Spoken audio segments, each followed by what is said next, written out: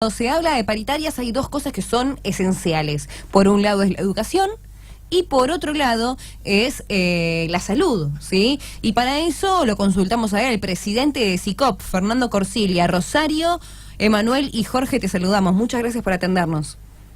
Hola, buenos días, ¿cómo les va? ¿Todo bien? ¿Vos? Bien, con alguna observación inicial. Al gobierno no parece importarle que la salud sea una de sus prioridades, porque si no hubiésemos tenido alguna convocatoria para discutir en serio salarios y condiciones laborales, en el contexto paritario, por supuesto, y no estaríamos a mitad del mes de mayo a la espera de ese llamado y a la espera de todas las discusiones que están aguardando ser ya no resueltas, sino al menos abordadas. Fernando, te voy a hacer un quiero retruco. ¿Pensás que con todo esto que está sucediendo con el tema de los dólares y demás, haber arreglado en enero la paritaria en este momento tendrían que pedir que la reabran? Bueno, el gobierno se tomó, fíjense que el compromiso era abrir la paritaria en diciembre, esto no sucedió, finalmente la convocatoria fue en marzo, fines de marzo, y así se acordó con algunos de los sectores representantes de la ley de 430 un acuerdo del 15% que nosotros rechazamos participando de esa paritaria, y al mismo tiempo hoy decimos que no necesitamos llegar ni a mitad de año para que la realidad nos diera la razón. En verdad pasaron unas pocas semanas para que la realidad nos indujera a decir que teníamos razón. Fue temerario ese acuerdo del 15%. Pero está fundada una decisión política, que es la decisión política que tomó el gobierno de imponerle un techo a los salarios, en tanto es una pauta que es parte de la lógica que trata de imponer. Ajuste estructural, desmedro de la situación de los trabajadores, en particular del Estado, y en ese contexto una pauta salarial del 15% como máximo, donde teníamos en aquel momento una perspectiva inflacionaria que no estaba en ningún caso por debajo del 20%. Si eventualmente el gobierno hubiese aceptado la idea de volver a utilizar la cláusula gatillo, seguramente estos desfasajes se podrían haber corregido rápidamente. Hoy iríamos a discutir sobre esta realidad, la que nos impone la situación económica que estamos padeciendo. Ahora, tampoco había que ser tan genio para pensar que lo que estaban diciendo desde el gobierno tenía poco que ver con la realidad. No, bueno, obviamente, pero muy dentro tuyo, ¿no decís menos mal que no arreglé porque si no tendría un problema doblemente grave? Porque capaz que te dicen ya arreglaste, listo, hablamos el año que viene, o te la siguen pateando. Sí, en nuestro caso el tema principal es que no hubiésemos arreglado de ninguna manera por esa cifra. Nosotros somos pequeños en la discusión general de la ley de 430, pero fuimos muy claros en expresar ese rechazo cuando nos tocó hablar y cuando nos tocó decidir. Lamentablemente no alcanzó para que esa decisión fuera mayoritaria, pero no tenemos ninguna duda que ese 15% era absolutamente rechazable, y eso es lo que hicimos cuando nos tocó. Y ni hablar si nos vamos a la discusión específica del ámbito de salud, donde un aumento del 15% propondría un salario inicial de 23.000 pesos al mes de octubre, por ejemplo, ¿no? Y eso lo que haría sería perpetuar la grave crisis de recursos humanos que tenemos, y lo que haría fundamentalmente es profundizar el número de vacantes disponibles que tenemos en plantas y guardias en nuestros hospitales. Hay que tener una discusión que nosotros decimos que es específica, si se quiere diferenciar al resto de los sectores, porque aquí, a diferencia de otros sectores, lo que sucede es que no tenés el personal para que funcionen los hospitales. Entonces, esa grave crisis de la que hablamos en realidad tiene que ver con que en el día de mañana va a suceder que van a cerrar de manera directa la neonatología, las terapias intensivas, la pediatría, las clínicas y cada uno de los sectores de hospitales, porque no van a poder seguir funcionando sin personal.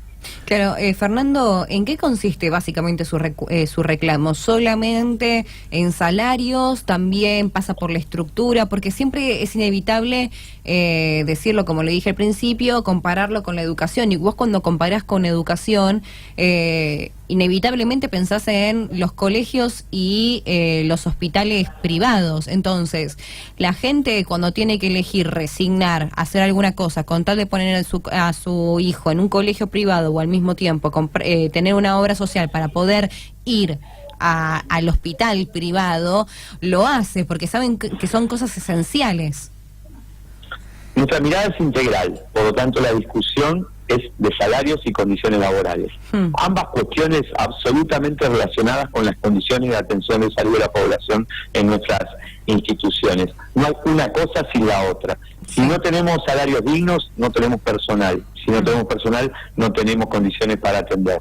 Si no tenemos estructuras adecuadas desde el punto de vista edilicio, nos va a pasar lo mismo. Si no tenemos insumos, si no tenemos aparatología, si no tenemos las condiciones básicas para una buena atención, lo que se va a ver afectado de una manera directa es la calidad de atención.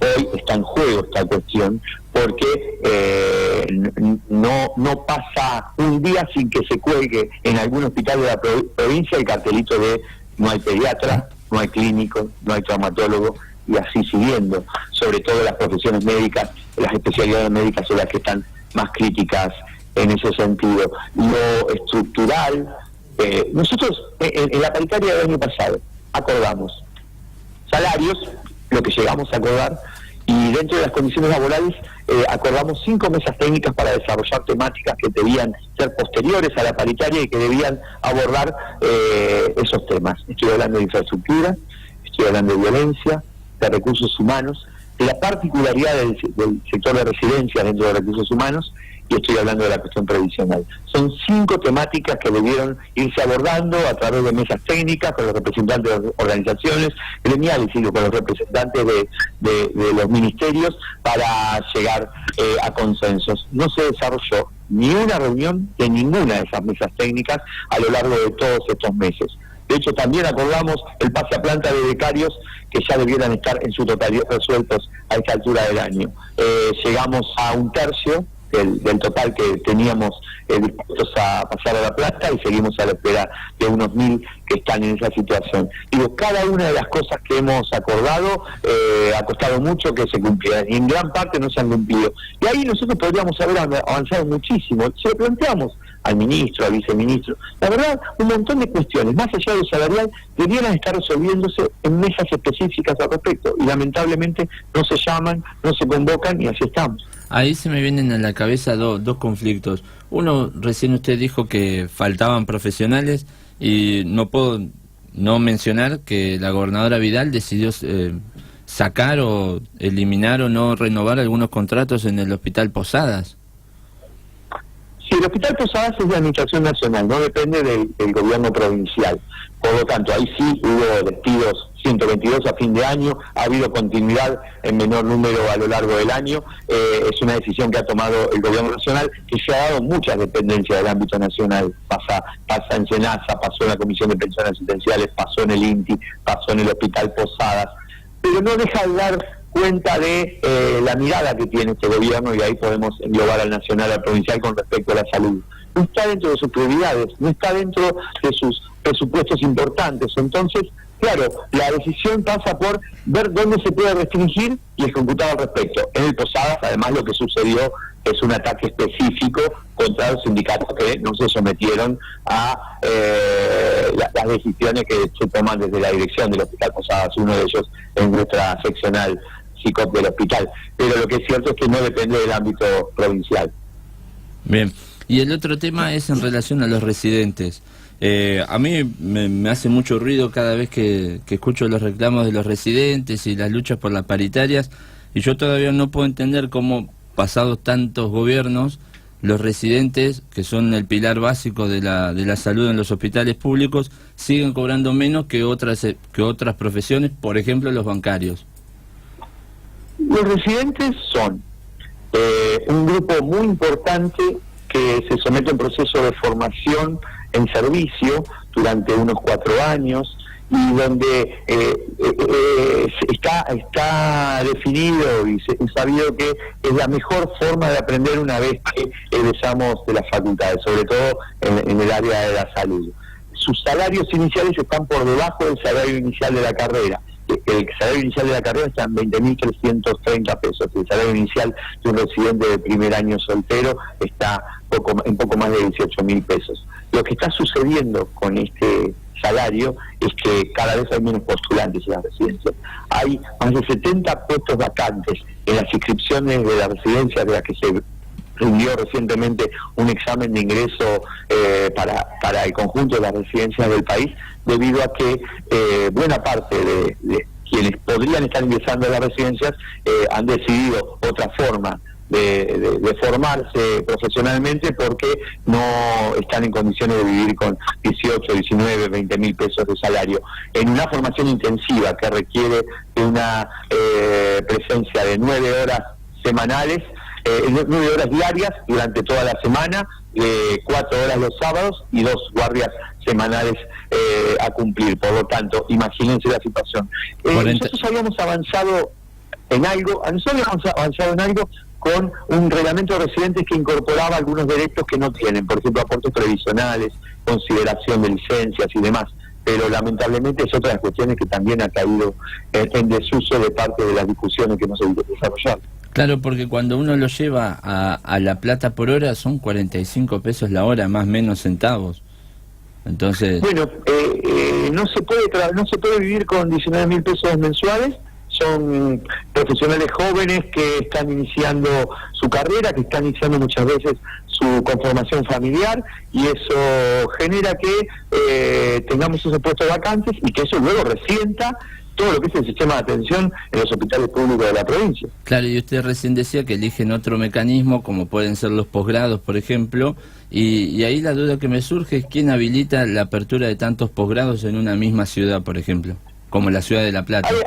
Hay algunos posgrados, hay mucho que depende de los colegios, en particular del Colegio de Médicos, todo lo que es el proceso de especialización, pero claro, no tienen ni la excelencia ni la profundidad que tiene la capacitación del servicio que ofrecen las residencias, pero lo que es cierto es que les permite a los profesionales trabajar en 2 o 3 lugares, conformar un salario digno e inclusive destinar parte de ese salario a pagar ese curso, porque no lo pueden hacer de otro modo. En verdad, para nosotros debiera ser el Estado el que garantice esa posibilidad de formación y perfeccionamiento, porque luego va a redundar en beneficio de la salud pública y de la población en general. Lo que hoy sucede es que los profesionales mejor formados finalmente, terminado el proceso, sea el de la residencia o cual fuere, terminan ingresando el listado de los servicios privados, porque finalmente con el salario que paga el sector público de la provincia, lo que sucede es que buena parte de ellos no trabajan allí. Claro, además hay que entender que es un tanto injusto, porque la formación más importante, que es la de grado, la banca en una universidad pública, y después la de posgrado se termina yendo a un privado. Entonces es como que terminan ingresando los planteles de los hospitales o servicios privados. Claro. Fernando, una pregunta. Por lo que estoy escuchando, ¿el gobierno no va a cerrar las paritarias hasta que no termine de hacer el ajuste pautado? No sabemos cuál es la decisión del gobierno, no lo han transparentado. Nosotros el jueves tuvimos una reunión no formal con funcionarios de Economía y Trabajo, que fue un poco el resultado de las medidas de fuerza que desarrollamos ese mismo día y el jueves anterior. Entendemos que ahí, la verdad, los funcionarios no expresaron mucho más que la recepción de nuestro planteo, nuestro reclamo, nuestra demanda, sea de lo salarial, sea de lo salarial, sin ninguna respuesta ni una convocatoria específica de fecha de paritaria. La verdad, no sabemos cuál es la decisión del gobierno. Podemos elucubrar que tiene primero la decisión de cerrar con el sector docente para luego avanzar con el resto de las paritarias, con las sectoriales, con las más grandes que quedan, que son las de judiciales y la nuestra, pero en verdad es solo una elucubración. No ha expresado públicamente cuál es la decisión. Lo que es cierto es que en nuestro caso, en el medio, está la atención de salud de la gente, el funcionamiento de los hospitales y la situación de los propios trabajadores. Fernando, hablando de la atención de la gente, de los trabajadores y demás, estamos en la semana del parto respetado. ¿Qué opinión merece al respecto? Porque si llegamos a instalar un tema tal como este, es porque en definitiva la salud, tanto la pública pero sobre todo la privada, prioriza lo económico pero no prioriza la salud de la madre y la del hijo. Terminan en un índice muy importante de cesáreas, cuando en realidad tendrían que esperar el proceso natural del bebé para que decida salir. Sí, por supuesto, entra dentro de las preocupaciones que expresábamos cuando decimos que buena parte del personal más capacitado se va a trabajar al privado. No solo se pierde un recurso humano muy valioso, sino que al mismo tiempo es un lugar donde lamentablemente priman algunos otros criterios, en donde está incluido el lucro. Entonces, muchas veces determinadas situaciones se resuelven con esa concepción en lugar de con la concepción del derecho y de lo que debiera ser el proceso natural de, en este caso, como estamos hablando, de un parto con los tiempos lógicos. Hay estadísticas al respecto que muestran muy claramente la diferencia entre la cantidad de cesáreas que se realizan en el sector público y la cantidad de las mismas que se realizan en el sector privado, que son una muestra fehaciente de esta cuestión. Al mismo tiempo, nosotros creemos que deberíamos promover mucho más las posibilidades de las mejores instalaciones posibles para que el parto respetado sea realmente respetado. Y aquí estamos hablando de cantidad suficiente de camas, en tiempo y en condiciones adecuadas. Hoy tenemos situaciones en las que muchas veces se comparten las camas o se tiene una parturienta de último instante en una camisa debido a que no tenemos la cantidad de camas suficiente. En los lugares de alta demanda y alta cantidad de partos, esa situación es habitual. Al mismo tiempo, en lo privado muchas veces terminan cobrando todos, porque vos entrás con trabajo de parto, por ende tenés que pagar la partera, porque las parteras no entran a paritarias. No tienen paritarias, no negocian, no hacen nada, entonces cobran aparte, no cobran por obra social. Yo tengo OSDE, por ejemplo, tuve una hija hace 3 meses y tuve que pagar un fangote de guita, en efectivo, obviamente, porque ni siquiera podés pagarlo por otros medios, a la partera. Y encima, después de 9 horas de trabajo de parto, me dijeron, mira, mi amor, corre en riesgo la vida de tu hija, cosa que era mentira, vamos a cesárea. Y ahí no terminé de llegar a mi habitación, de acostarme en mi cama, de agarrar a mi hija y amamantarla por primera vez, ¿sí? Cosa que es importantísimo, ese momento, que bajó la instrumentadora a decirme, hola, sí, ¿qué tal? Soy la instrumentadora, vengo a cobrar. Y estamos todos locos, porque encima tampoco te lo cubre la obra social. Nosotros tenemos un problema, porque el sistema de salud público es muy importante, pero es cierto que aborda la atención de salud de un sector de la población y de una determinada cantidad de esa población. Tenemos un desarrollo muy importante de la seguridad social y tenemos un desarrollo que no deja de ser significativo de todo el sistema de prepagos del sector privado. En verdad, el problema es cuando allí se introduce el lucro como parte de la discusión. Por eso nosotros promovemos el desarrollo del sector público para el conjunto de la población y que debiera ser allí donde se resuelvan la totalidad de los problemas de salud existentes, los que requieren de una situación específica y aquellos que son más generales. La verdad, nosotros creemos que debiéramos avanzar en un proceso inverso al que tenemos actualmente, a un desarrollo mucho más importante, y que es allí donde debiera atenderse el conjunto de la población. Claro, tal cual. A mí me encantaría no tener que pagar lo que pago por obra social todos los meses. Sinceramente, me podría comprar un montón de cosas con eso, teniendo en cuenta el grupo familiar y demás. Vos sabés que es más sale más caro el grupo familiar que tenerlo dividido. Sí, o sea, te sale más barato que yo vaya por un lado, mi marido vaya por el otro, que estando todos en un grupo familiar. Es una locura eso, por una parte. Sí, absolutamente inconexo, claro. Y después, por otra parte, cuando fui a hacer los trámites que te obligan, porque te mandan sí o sí a un hospital y demás, para el registro civil, tuve que llevar yo las jeringas y demás, porque no tenían en un hospital público, que te mandan, el Hospital Gutiérrez de la ciudad de La Plata. Y aparte, te piden 3 jeringas cuando necesitan una, después obviamente no te la devuelven, se la quedan. Y al mismo tiempo, cuando estaba yo sentada y lo tenía mi marido al lado, la enfermera dice, ¿es intramuscular? Sí, yo nunca hice. Dale un poquito más duro, le dice el médico a la enfermera que tenía al lado. Automáticamente me aferré al médico para decirme, esta chica a mí no me toca, sacame la sangre vos. Pero eso es lo que encontramos también en el hospital público hoy. A pesar de un montón de cosas que me ha pasado, de accidentes de tránsito y demás, que tenía que hacerme análisis de orina y me dieron un balde, o me tenían que hacer una ecografía justamente por el golpe que había recibido, y me pusieron alcohol en gel porque no tenían el gel correspondiente para hacer una ecografía. O sea, a ese nivel tan decadente llegamos a un hospital público. Por eso pienso que estamos a años luz de poder llegar a que yo deje de pagar mi obra social y deje de gastar mi plata en cosas que debería de dármelo lo público. Mejores presupuestos, mejores salarios y mejores condiciones laborales seguramente abonarán la mejora sustancial del servicio público, que tiene muchos valores pero también muchas deficiencias, y que tiene fundamentalmente en la decisión política de cómo son los presupuestos, de la gestión de los recursos, dos talones de Aquiles fundamentales para un buen andar y un buen funcionamiento. Nosotros entendemos que lamentablemente no hemos tenido a lo largo de los años una jerarquización del sistema público de salud que nos lleve a situaciones mucho mejores de las que tenemos.